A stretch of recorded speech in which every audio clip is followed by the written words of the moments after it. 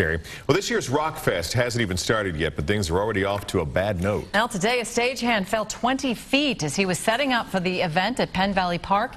We're not being told just how badly he was hurt, but we do know he was conscious when the ambulance arrived. The annual festival has been under scrutiny since last year's rock concert damaged the park. As a result, there are a number of changes aimed at preventing another disastrous event this year. Here's a live look again. It's from SkyTrack. We're looking down on Penn Valley Park, and that's where we find Marissa Cleaver live now. Marissa?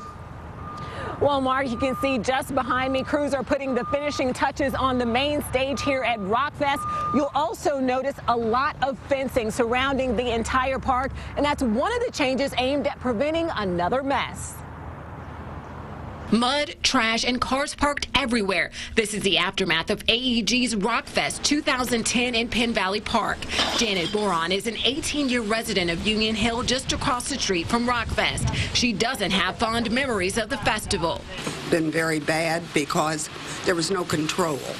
And they blocked driveways. No, they just didn't care.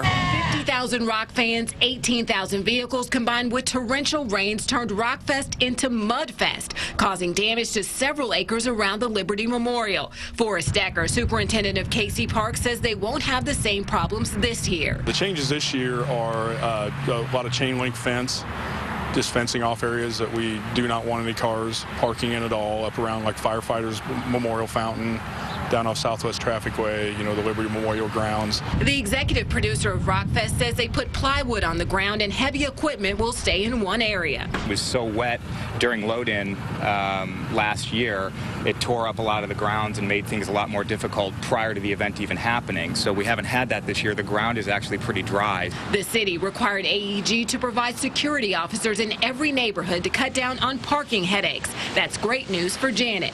As long as they keep adequate track of the guests. And if they do that, then there should be no problem. Cleanup crews will pick up trash in the neighborhoods on Sunday. You can find more information about parking and street closures on a link on our website, NBCActionNews.com. Look under local news. In Kansas City, Marissa Cleaver, NBC Action News.